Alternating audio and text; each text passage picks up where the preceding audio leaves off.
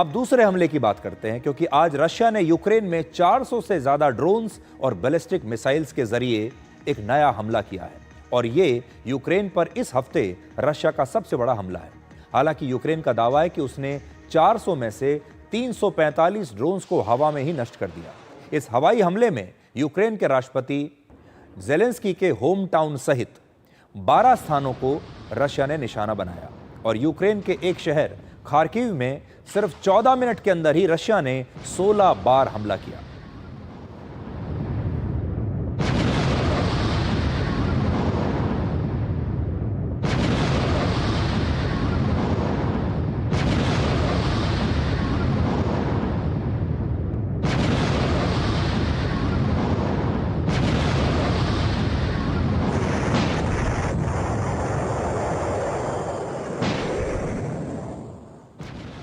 तो रशिया ने यूक्रेन पर हमले बढ़ा दिए हैं और पिछले 1.5 महीनों में ही रशिया ने यूक्रेन पर 8 बार बड़े हमले किए हैं, जिसमें 400 या उससे भी ज्यादा ड्रोन्स की मदद ली गई। इससे पहले 9 जुलाई को रशिया ने अपना अब तक का सबसे बड़ा हमला किया था, जिसमें यूक्रेन के खिलाफ एक ही रात में 728 ड्रोन्स लॉन्च किए गए थे।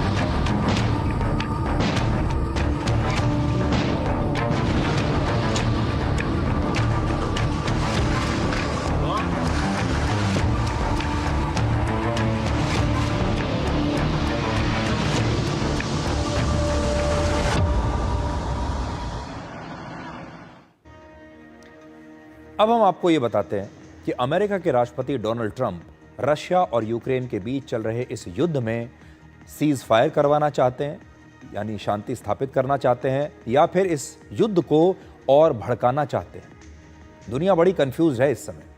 रशिया और यूक्रेन के बीच इस युद्ध को लेकर इस समय आपके लिए 2 बड़ी खबरें हैं।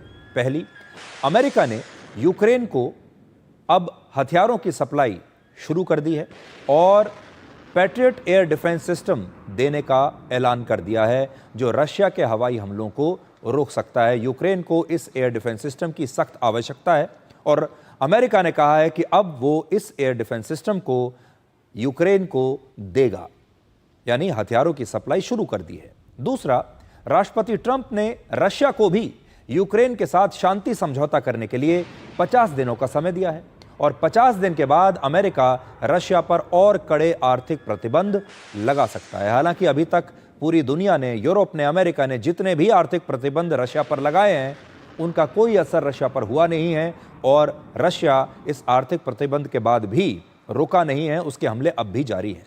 लेकिन फिर भी अमेरिका धमकी दे रहा है कि अगर आपने 50 दिन के अंदर ये युद्ध नहीं रोका तो और बड़े आर्थिक प्रतिबंध लगा देंगे। तो सोचिए, एक तरफ अमेरिका यूक्रेन को नए हथियार सप्लाई कर रहा है, यूक्रेन को नए हथियार देकर मॉस्को पर हमला करने और युद्ध को भड़काने की कोशिश कर रहा है, और दूसरी तरफ रशिया पर यूक्रेन से शांति समझौता करने के लिए भी दबाव डाल रहा है। दोनों तरफ से खेल रहे हैं। शायद राष्ट्रपति ट्रंप चाहते हैं कि पहले रशिया और यूक्रेन के बीच चल रहा यह युद्ध और ज्यादा भड़क जाए और फिर वो शांति दूत बनकर दोनों देशों के बीच एक दिन समझौता करा देंगे और उसके बाद नोबेल शांति पुरस्कार पर अपना एक और दावा पेश कर देंगे। आपको याद होगा, अभी पहले खबर आई थी कि राष्ट्रपति डोनाल्ड ट्रंप ने यूक्रेन के राष्ट्रपति ज़ेलेंस्की से एक फोन कॉल के दौरान यह पूछा कि क्या यूक्रेन के पास मॉस्को और सेंट पीटर्सबर्ग पर हमला करने की क्षमता है। यानी वो जानना चाहते थे कि क्या आप मॉस्को को नष्ट करने की क्षमता रखते हैं, अगर हम हथियार दे भी दें तो क्या आप मॉस्को तक पहुंच पाएंगे। तब राष्ट्रपति ज़ेलेंस्की ने जवाब दिया था कि अगर अमेरिका हमें हथियार दे तो वो वहां तक पहुंच सकते हैं, हमला कर सकते हैं मॉस्को पर। पिछले महीने इजराइल ने अमेरिका के समर्थन से ईरान पर हमला किया था। हालांकि मैं आपको यह बता दूं कि अभी अमेरिका इस बात से खंडन कर रहा है कि उन्होंने ऐसा कुछ कहा कि यूक्रेन को मॉस्को पर हमला करना चाहिए। लेकिन अब पूरा गेम प्लान देखिए, पूरा फॉर्मूला समझिए कि राष्ट्रपति ट्रंप का शांति फॉर्मूला क्या है। पिछले दिनों आपने देखा कि अमेरिका ने ईरान की मदद से, इजराइल की मदद से ईरान पर हमला किया।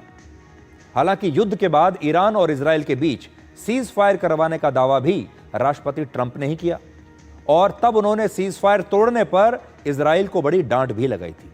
यानी पहले इजराइल और ईरान के बीच जो युद्ध था उसमें उन्होंने इजराइल का साथ दिया, खुद भी इस हमले में शामिल हो गए और बाद में फिर इस हमले को रुकवाया भी और शांति की भी स्थापना की और उसका पूरा श्रेय खुद ले लिया। ऑपरेशन सिंदूर के दौरान भी पहले ऐसा लगा मानो राष्ट्रपति ट्रंप आतंकवाद के मुद्दे पर भारत के साथ खड़े हैं, लेकिन जब ये ऑपरेशन सिंदूर रुका उसके कुछ ही दिनों के बाद राष्ट्रपति ट्रंप पाकिस्तान के आर्मी चीफ को व्हाइट हाउस में बुलाते हैं और उनके साथ लंच करते हैं और यह सब राष्ट्रपति ट्रंप ने नोबेल शांति पुरस्कार पाने के लिए शायद किया होगा। अब तक इजराइल और पाकिस्तान दोनों से राष्ट्रपति ट्रंप ने नोबेल पुरस्कार के लिए नॉमिनेशन ले लिया है और हो सकता है अब उनके दिमाग में यह चल रहा हो कि यूक्रेन के राष्ट्रपति से भी अब वो नोबेल पुरस्कार के लिए एक और नॉमिनेशन ले लें।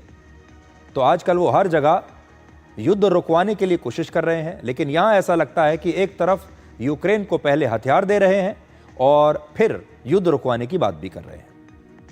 अब देखिए कि यूक्रेन को जो पैट्रियट एयर डिफेंस सिस्टम देने के लिए अमेरिका ने फॉर्मूला निकाला है वो भी बिल्कुल नया है। इस फॉर्मूले के तहत अमेरिका इस हथियार को नेटो देशों को पहले बेचेगा और फिर ये नेटो देश ये हथियार मुफ्त में यूक्रेन को दे देंगे। पैट्रियट एयर डिफेंस सिस्टम की मदद से 35 किलोमीटर की दूरी तक किसी भी बैलिस्टिक मिसाइल के साथ या ड्रोन या दूसरे हवाई हमलों को रोका जा सकता है। इसकी एक बैटरी की कीमत लगभग 8,600 करोड़ रुपए है।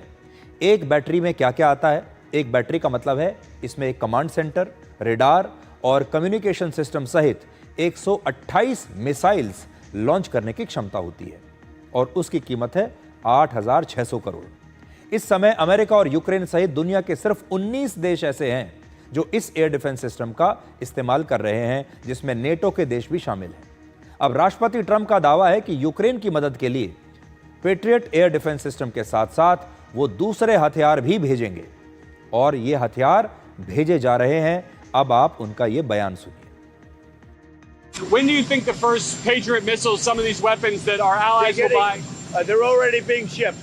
From what countries? They're coming in from Germany and then replaced by Germany, and in all cases, the United States gets paid back in full. Have you started? So what's happening, as you know, is the European Union, if you look, mostly European Union stuff, but let's put it in the form of NATO. It's very similar. But NATO is going to pay us back for everything. In some cases, we're going to be paid back by countries of the European Union directly.